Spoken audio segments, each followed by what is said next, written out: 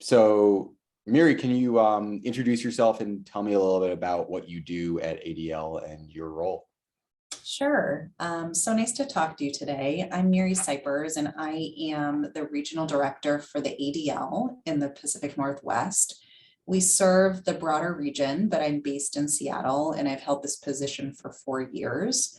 I really have the privilege of working at a storied organization that's been on the ground in the Seattle area for over 75 years, fighting anti-Semitism and hate and ensuring the fair and just treatment of all people. That has been ADL's mission since our founding in 1913, and a really important aspect of the work that we continue to push and to do today. Great, thank you. And it looks here like some of this has changed with in the recent years as anti-Semitism and the COVID pandemic have affected life for everybody. Can you tell me a little bit about how you have dealt with that at ADL? Yeah, I would say we're in a climate right now with a lot of challenges.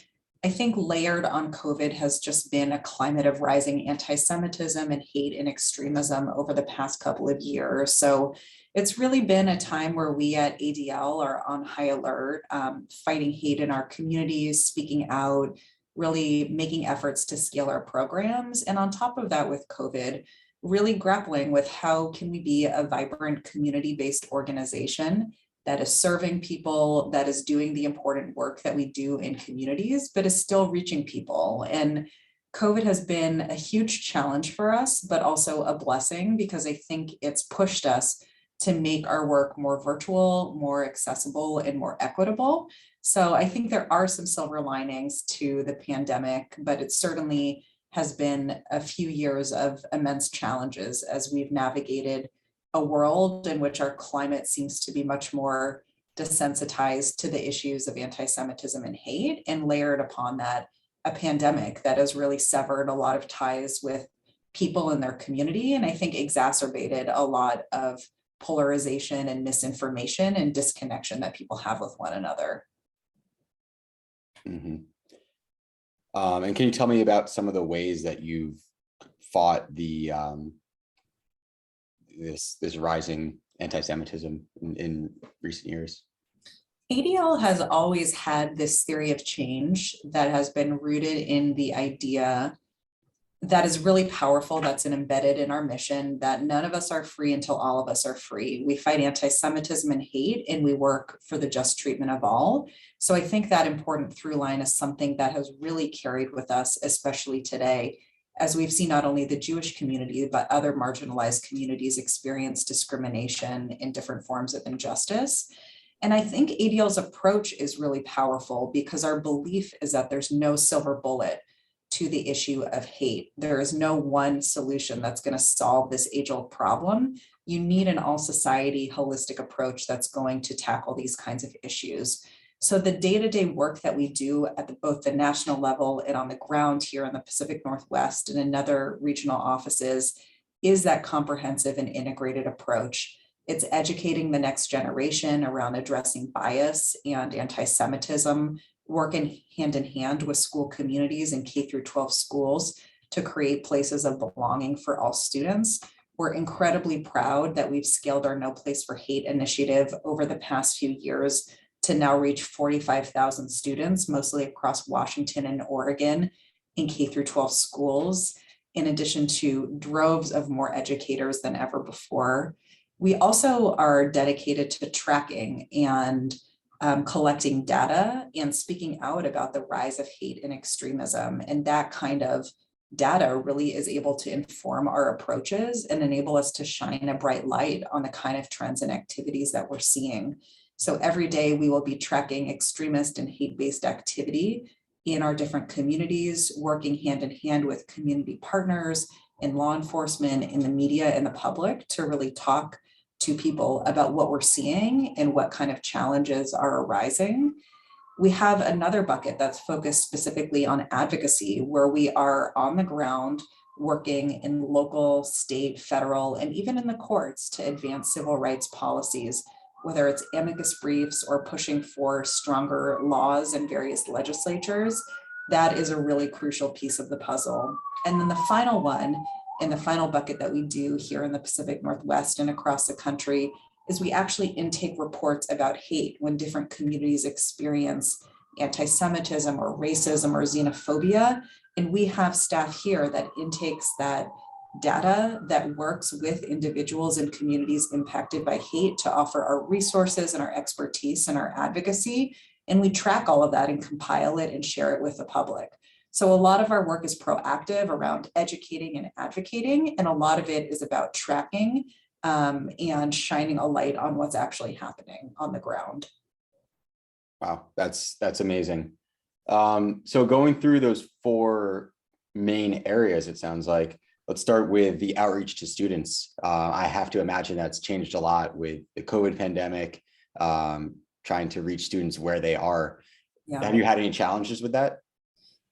Our work has changed so much around education. I think even before the pandemic, we recognize that if we want to be an organization that is truly reaching more students and scaling the work to make the kind of societal impact that we need to make to fight back against hate and push it to the fringes and create more of a climate of inclusion and respect and belonging for everybody, we recognize that we really had to work hard to think about digitizing, doing more self-paced online learning for students, and thinking about how to make our work more accessible. So these were all strategies and conversations we were already pursuing, but COVID accelerated everything. And I think in a lot of powerful ways, we were able to bring all of our programs virtual, which isn't to say we don't still do them in person, especially as the pandemic improves. But by doing it virtually, we were able to reach so many more students and educators.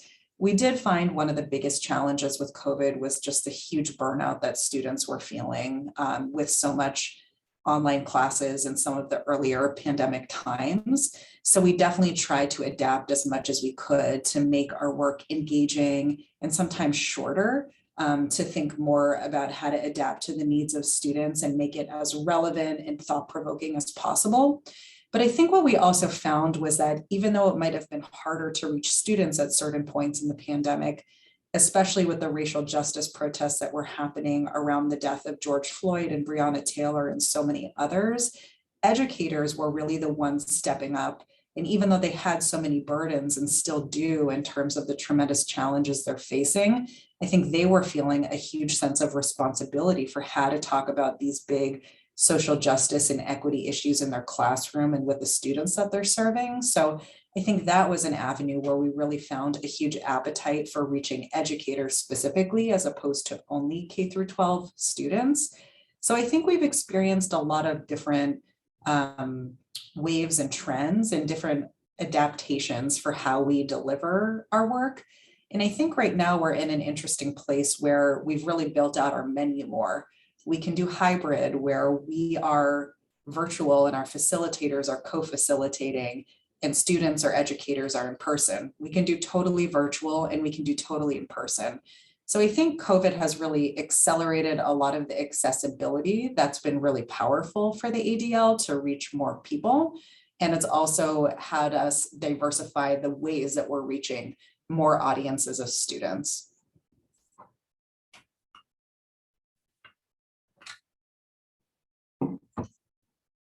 Apologies, I was on mute.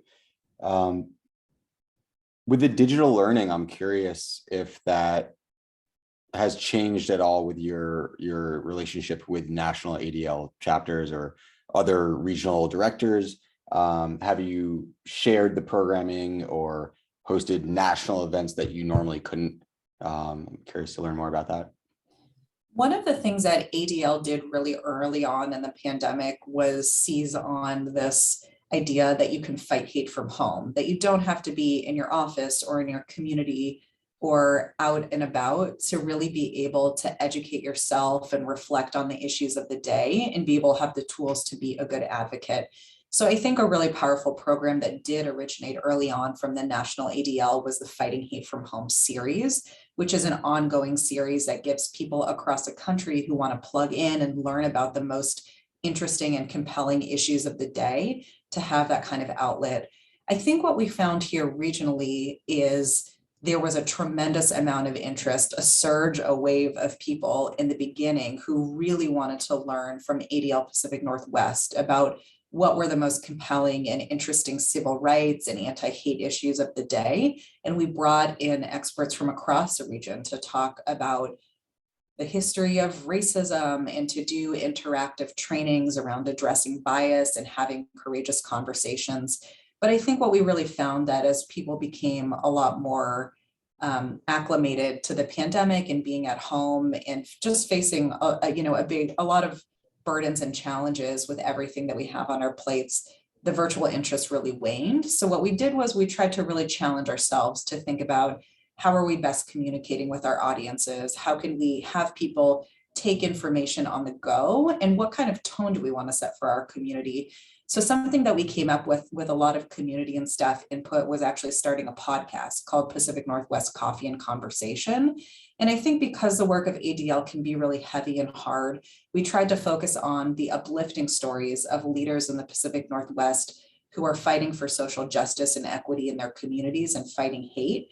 And it gave us a real opportunity to shine a light on some leaders who are really well known, who work at big companies like Microsoft, or who are incredible business owners, but also people that maybe are doing the day-to-day work that are less known, who are real jewels in their community, pushing for change in education, or doing a variety of things that are super admirable. So I think the ability for us to be adaptable and flexible has been really helpful, and to be able to understand of the needs of our community and have a pulse on what people want has been great. And the ability to have flexible content that people can take on the go, that inspires them and that teaches them and that uplifts them, I think has been something really powerful that we've been able to take with us as a pandemic lesson moving forward. Mm-hmm. And you mentioned fight hate from home. I'm curious to learn more. Have you found, as you track hate, have you found hate and other crimes of that nature moving into the digital world more than previously, or any other trends in that vein? Absolutely. So I would say, I think the ADL is really uniquely positioned as an organization that's been both fighting for civil rights for over a century and fighting hate, to be a unique organization that understands the balance of free speech, but also the migration of hate to online and how it impacts marginalized communities. And several years ago, under the leadership of our new CEO, who's been there for about 5 years now, Jonathan Greenblatt, we as an organization identified that hate is happening on the ground and it's happening online. And the way that it happens isn't always randomized. It's really targeting people because of their identities, because they're members of marginalized communities. And anti-Semitism and hate are actually flourishing in online spaces in ways that we've never really seen before. So I think we've absolutely been at the forefront of both calling out the need to have an all society approach to hate in real life, and also hate on the ground, and also hate online. So the way that we've been doing that work is through a multidisciplinary center called our Center for Technology and Society that's based in Silicon Valley. And they're an amazing partner to us in the regional offices for really articulating a vision of how we hold companies accountable, but also work with them proactively to ensure that they don't allow anti-Semitic and hate speech on their platforms. We've also done really incredible research and product design to actually be able to monitor and somehow quantify how much hate actually exists on different platforms and rate different social media companies. And I think here in the regions, one of the really incredible areas where we've found a lot of success is there's a lot of interest in by lawmakers in policies that actually address online hate and impact marginalized communities. So we've been able here in Washington state to pass an anti-swatting law. We've been working on an anti-doxing law that we're continuing to push. In Washington, we've also been able to pass a bill that strengthens our online hate and harassment law. In Oregon, we've also been making a lot of strides on an anti-doxing law. So I think there's a real interest, not only from the public, but by lawmakers too, to think about how our hate crimes laws, might need a revamp given what is happening in our online world. So I think we both see it as a place of tremendous challenge, but also opportunities to think about how we can make online spaces more inclusive.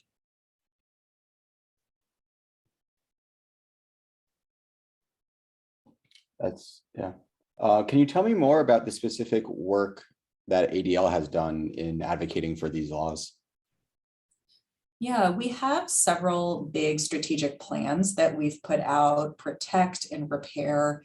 All of these are really frameworks that we've put forth that relate to different policies that we can be passing both at the federal and state levels around addressing online hate and harassment. So, as I was mentioning before, here in the Pacific Northwest, we've been pursuing a suite of different laws that we can be pushing forth in different state legislatures to basically protect more people from online hate and harassment. I think the first step of all of this work is a better education of the public and elected officials about what's actually happening online, and being able to quantify and talk about that data has really been powerful. And what we've actually been doing at ADL is surveying on an annual basis the public to learn more about what's the online experience for the average Americans. And if you're Asian, or if you're Jewish, or if you're Muslim or Black or LGBTQ, is that experience different if you're part of a protected class? And what we're seeing time and time again is that huge droves of American society are impacted by hate speech and bullying and harassment online, but especially if you're part of those marginalized groups, those kinds of rates and experience are even stronger. So I think the first step is public education and education about our lawmakers about what is the American experience, what are some of the laws that need to be improved. And secondly, I think we've actually put forth some really strong policy proposals about what states can actually do to ensure that we have a victim-centered approach and more people are protected from doxing, from swatting, from all sorts of different kinds of actions that happen in the online world that have on the ground consequences. So I actually think we have so much important work to do to continue to make headway in different states and to hopefully make progress on the national level as well. Yeah, that sounds like a very difficult task to educate as well as advocate and really bridge that divide. Yeah, and it's a lot of work. I think you're working on issues that I think people know exist intrinsically in society, but I think you're putting a name to it and you're putting data to it, and you're really calling out a problem that's really massive and that's growing. I mean, it's also taken a lot of coalition work for us to be able to identify communities that have been impacted by online hate, to build the coalitions needed to create the energy and activism to move bills forward, and to do that multi-year work that it really takes to make a bill into a law, especially in the state legislature. So there's, again, a lot of opportunity, but it is really hard work in addition to all the other things that we do. Yeah. Have you noticed any trends as you work across the Pacific Northwest? You're working across state boundaries. Any trends here between states and versus other regions as you talk to some of your peers in other states and areas? Yeah, I would say one of the hard things about serving the greater Pacific Northwest is that it's just such a big geography.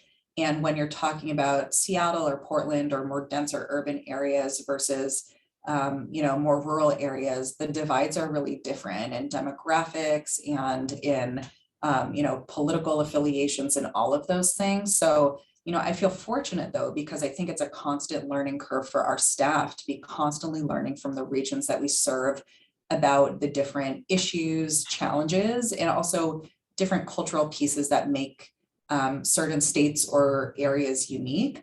But I think what we generally see is that, unfortunately, every single community in the country is impacted by prejudice or bigotry at some point in time, and these kinds of things aren't unique. What we've seen, a lot of trends that I've noticed over the past couple of years that I've been with the ADL, a few of them are that schools are microcosms for society at large. So when you see hate and extremism becoming more normalized, they become more normalized in school, and we see a lot more acts of bias and xenophobia and anti-Semitism and racism in K through 12 environments. I also just think on a more macro picture, both nationally and in all of the different states we work in, we see that hate and extremism are growing, and that people who are affiliated with hate groups or who have hateful ideologies are a lot more emboldened than they were a couple of years ago, back when they were lurking in private chat rooms and in the online spaces. And we've seen people really come out in public and kind of push the lines of what's acceptable, be able to use hateful language and engage in hateful activity in a much more out there kind of way. Some examples are that, years ago, you would have never seen a white supremacist group actively recruiting on college campuses by putting propaganda out or putting propaganda near schools or in communities. I mean, that would have really been relegated to much more private and closed off spaces, but we've really seen the normalization and skyrocketing of hate and bigotry in the kind of data and the activity that we're seeing. And I think another trend that we also see is that if you don't properly train law enforcement, if you don't speak out and educate the public, and if you don't have strong laws that really capture what's happening, underreporting is also going to be a huge issue that's going to be a big challenge in understanding the actual issue that's unfolding on the ground. So I would say those are some, I think, common challenges that we see regardless of the communities that we serve. And I would gesture to say those kinds of trends really exist across the country and not only here in the Pacific Northwest.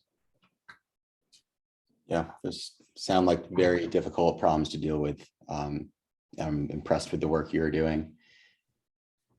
How do you think about outreach differently? As you said, you can fight hate from home, but how are you thinking about educating the citizens of the Pacific Northwest when they're by large more and more locked in home, as that's changing? Where obviously COVID is hopefully going away, and that's changing again to the flip side as we're coming out of the home. Has that impacted your outreach plans? Well, I think some of the challenges that the past few years have really reinforced for me is that we need to dedicate just as much resources and attention to the work of schools as we do to the community at large. And it can't be an either or approach. It has to be both and. And it's amazing to do the work in schools because you are shaping the views of young people for generations to come and imbuing them with the kind of foundational ideas around understanding their identity and the building blocks of bias and how to be better champions for one another in the wider sense. But I feel like it also, with the polarization that we're all experiencing with the world and the disconnect that we were already having that the pandemic just aggravated, I think it also reinforced for us that we at the ADL are not only an organization that calls out hate and that educates. I mean, we can really be a convener of community conversations and relationship building and allyship work that I think is really, really crucial coming out of the pandemic. So we're really excited to have been working on a couple of new efforts over the past year. One demographic group that's unfortunately been really adversely impacted by COVID and xenophobia is the Asian American and Pacific Islander community,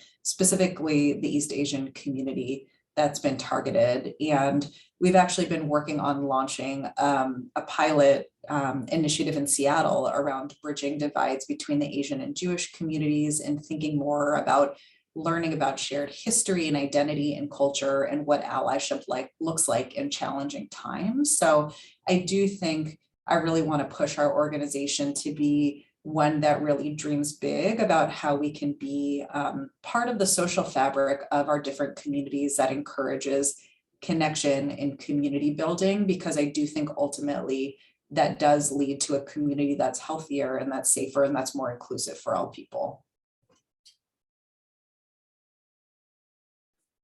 Mm-hmm. That makes sense. And sorry, I'm looking at my notes here. At the beginning of this discussion, you laid out 4 main buckets of work that you've expanded on. The last one was tracking hate locally. I'm curious how that differs and how you think about that in the Pacific Northwest. As you said, there's a diverse geographical as well as diverse socio-political and ways of thinking across the Pacific Northwest. So do you think about tracking hate differently in different areas? And how do you, what kind of different trends might you observe? Well, basically the way that we work at the ADL in terms of intaking reports of hate is that we actively track it as a staff, as experts on certain issues, whether it's extremism or anti-Semitism, through news reports and through law enforcement contexts, et cetera.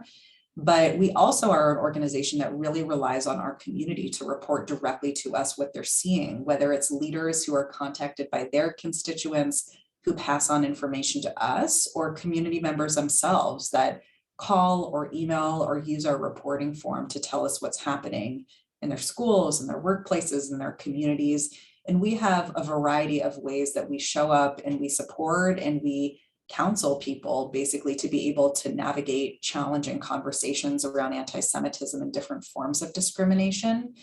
But I think one major takeaway that I have from that kind of work is that the work only happens if people know about your organization and know about the resources you have.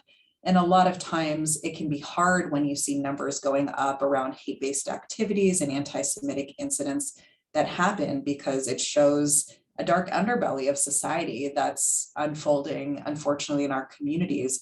But what I also think it reflects is that people feel more comfortable and safe and empowered to report what's actually happening to organizations, and they think it's important and they feel like they have a voice in a role in what's happening. So I also think it shows that organizations like the ADL are showing up and people know what we do and they know how to reach us. So I think the trend sometimes can be challenging because a lot of times we see an uptick in hate and we're quick to judge it. And I think it's a little more complicated than that. On the one hand, it shows an uptick in hate, which is an unfortunate reality that we're grappling with. But on the other hand, I think it shows something that's probably been manifesting for a long time that people are more willing to address and call out. So I do think, we recognize that we have a lot of work to do with different stakeholders in the states we work in to create better structures and systems for reporting. One example is we've been really proud to work in Oregon with the Department of Justice there in the Attorney General's office to pass this incredible comprehensive law and to actually have a hate crimes hotline in the state that people can call. They don't have to report directly to law enforcement, but they can get resources and get guidance about how to move forward. And Oregon has seen a skyrocketing data kind of collection of hate-based incidents that have been happening based on the fact that they have more resources and they have a better system. So I think, all of the numbers can be kind of complicated, but we at the ADL do really pride ourselves on being an organization that not only calls out the problem, but actually tackles the problem by supporting people who experience anti-Semitism and hate. And we also have a lot of credibility because of the fact that we've been tracking anti-Semitic incidents since 1979. So we can really understand what's unfolding in our communities. And the more that we are out there and the more that we have a presence, I think the more that we learn and we can better understand what's actually unfolding. Mm-hmm. I also want to touch on the fact that you are operating in the midst of a pandemic. And I'd be curious to hear more about how you have managed the office and work with your peers and making sure that you can outreach into all the diverse and big geographic area that is the Pacific Northwest. Say that again. Basically, yeah, just getting to the crux of it is how has the ADL workplace changed throughout the COVID pandemic? Well, I think we've really prioritized the health and safety of our employees over all else. And that has been so important in just ensuring the well-being of our team and the people behind the work. The last few years have been so incredibly taxing for us as staff, as leaders, and as people who are just experiencing a surge in hate. And, for those of us who are part of marginalized communities, the work is just really heavy and hard. So I do think we've done a really good job of prioritizing the safety of our teams and being able to be virtual and really just giving people the kind of flexibility and care that they need to be with their families and to have flexibility in their workplaces. But I think we're also emerging from the pandemic with renewed energy, with the sense that we've learned a lot, we've experimented with a lot of the programs that we've run that are virtual or hybrid, or our podcast work, our education programs in schools. I mean, we've learned so much about how we can be better and deliver more and create more access for so many different communities. And I think we're also doubled down on the fact that we need to be in person. We need to be an organization that builds community, that has in-person conversations and trainings and program and education. So I think we're really excited to do both, to continue reaching as many people as possible with a lot of the strategies that we have, but to also ensure our staff is out there and talking and connecting and building a presence and sense of community for us, whether we're in Seattle or Portland or Anchorage or Boise. There is so much work to do. And we've been really, really fortunate to recruit not only incredible teammates to work professionally for the ADL, but board members who are located in different states and different pods, where we have 2 or more in different communities throughout the region who are our ambassadors and leaders on the ground. So we've tried to really think about how we can have more talent across the region to help us innovate and strategize and represent us. And one of the things that we've been really excited to do as we're reemerging from COVID is to enliven a young leadership program that we've been running. We've traditionally worked a lot in the K through 12 space, but we actually have a great program that we've run for a smaller cohort of young professionals in their 20s and 30s. And we've reinvested a lot of energy in thinking about how can we diversify this group? How can we grow it? How can we expose them to a really important contemporary civil rights and social justice issues and create more of a leadership bench so we can have more board members and leaders in communities who are well-versed in the issues of the ADL and who can speak out about these kinds of issues. So we've taken COVID's opportunity to kind of launch in Portland virtually, and now we're all in person. So we're in Seattle and Portland with a cohort of 26 leaders. So we're definitely excited about that. Yeah, that's amazing. And lastly, I want to ask about any other anecdotes or concluding thoughts or things that I have not asked that you want to talk about as we finish up the interview. I don't think so. Okay, great. Oh, and one thing I realized I should have asked at the beginning, but maybe we can cut up the interview a bit, is can you tell me about what the ADL in the Pacific Northwest does, the geographic region it encompasses, and overall, for those not familiar, what the ADL is? Yeah, so the ADL is a national organization that works at higher levels and on the ground and even globally since 1913. So we're over a century old, and our mission has always been to stop the defamation of the Jewish people and to ensure fair and just treatment of all. And this mission is really driven by the notion that the Jewish community and all communities in the United States are integrally connected, and the fate of one is deeply tied to the fate of all. When we have an inclusive society that's welcoming of our Jewish community, we know that that has ripple effects for all communities. So that beautiful vision and mission and those values still really hold today. And I think the beauty of ADL is that it's a national organization with a local presence, doing local work on the ground to make an impact. And here in the Pacific Northwest, we have been around for over 75 years.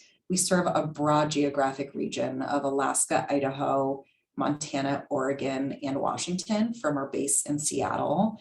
We have programs and efforts and work and board members in Alaska and Idaho and Oregon and Washington and partners in Montana. So we feel really privileged to be able to work in a beautiful, diverse, and incredible region that has so much history and culture and so many incredible diverse communities and partners and a lot of work to do to make our communities even better. So that's a little bit about the history of the ADL and the work that we do here in the Pacific Northwest. All right, great. Thank you so much.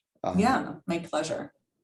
Yeah, this has been really interesting. My video. Oh, I hid my video. Okay. Yeah, thank you so much. I Yeah. think this will be great for I was checking the email at one point during our conversation. Yeah. What does it say? Remind me. Find some time in the spring. Well, it sounds like we will also talk again in the fall to see if there have been any updates or changes to the programming that the ADL does. Okay. And then during the annual meeting on November 16th, we hope that you, being you, you can come on live with myself and Lisa to answer a few questions. The annual meeting is virtual and start at 7 p.m. And we can talk about more of the details as we get closer. Sounds good. It did sound like the idea here was, I guess Sarah had said that you are the expert on your story and the work of ADL. So if you have any topics for me to ask you, that would be great. But I think we covered a lot of ground there. So that worked out just fine. Yeah, thank you so much. This has been really interesting. Of course, my absolute pleasure. And yeah, if you think of anything else, just always circle back, and I guess I'll talk to you in a few months. Okay. And yeah, that program for the people in their 20s to 30s sounds interesting. Yeah, I might hit you up for it. We just started the new year, but it basically it will reset in 2023. But I can drop a link into the chat if you want. Sure.